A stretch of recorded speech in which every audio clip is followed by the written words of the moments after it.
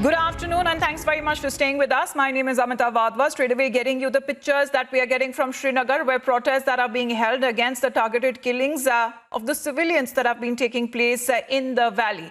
Now, the Dogra Front is planning another such protest, and that is happening in Jammu. Yesterday, the scenes reminded also of the chilling murders that happened in 90s. But at this point, this has been a latest incident of civilian targeted killings that has been reported from Srinagar and Pulwama, where a hawker from Bihar and a carpenter from UP who was shot dead by terrorists.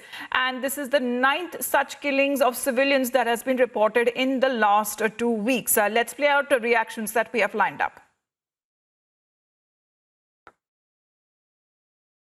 Dogra Front in Jammu, led by its president Ashok Gupta, is protesting against Pakistan. Remember that this protest is being taken out against targeted killings, and Dogra Front is saying that it's the Pakistan which is behind these targeted killings. Remember that in the last more than 2 weeks, 9 people have been killed.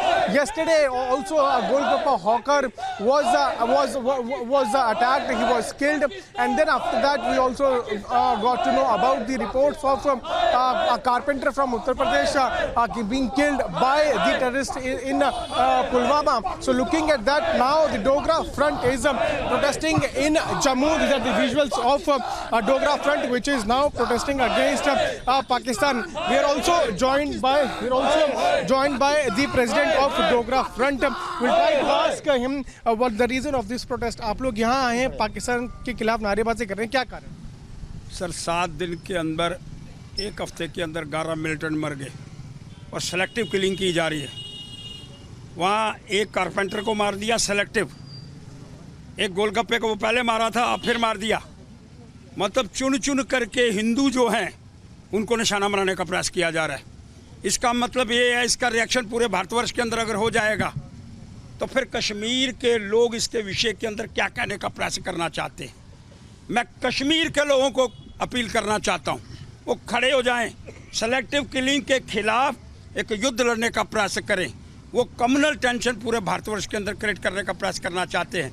Hindu और मुसलमान आपस के अंदर लड़ जाएं, इसलिए selective killing, शिक्षकों को मारा गया सेलेक्टिव, कारपेंटर को मारा गया सेलेक्टिव, 2 गोलगप्पे वालों को मारा गया सेलेक्टिव, और पुंछ के अंदर की जो गाथा है बेम्बर गली की, वो अजीब सी गाथा है जिसका कोई हल होने का प्रयास नहीं होता है। इसलिए जो नेता कश्मीर के हैं उनको आगाह करने का प्रयास करना चाहता हूं।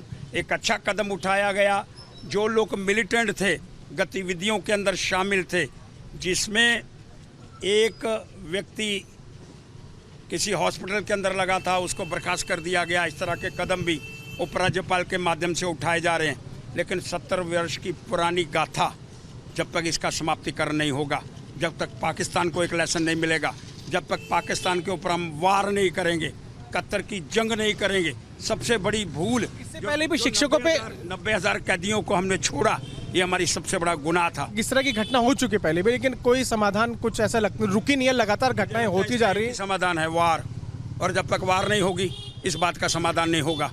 और वार के अंदर अगर फिर आप ऐसे ही गाथा दोहराओगे कि 90,000 लोगों को छोड़ दोगे, फिर आगे बच्चे पैदा करेंगे 5-5, अगर वही उस समय उनको मार दिया होता तो आज समस्या का समाधान हो गया। उनको देखना चाहती हूँ, अंतिम समय में उनको देखना चाहती हूँ, बात करना चाहती हूँ, उनसे मिलना चाहती हूँ। मेरे बच्चे हैं 3 पापा को देखना चाहते हैं, और कुछ नहीं चाहिए मुझे।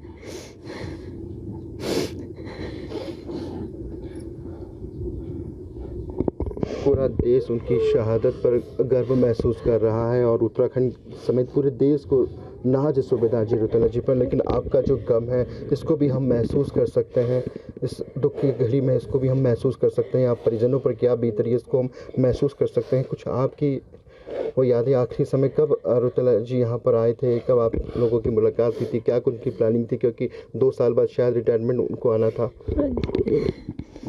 वो आए थे, अगले महीने आए थे, 1 महीने की छुट्टी आए थे, 12 तारीख को वापस गए थे। बोला 2 महीने बाद फिर छुट्टी आऊँगा, चिंता मत करना।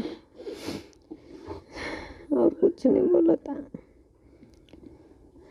कुछ उनके रिटायरमेंट की बात की, कुछ उन्होंने आप लोगों के साथ कुछ प्लान किया होगी फ्यूचर में? अब मुझे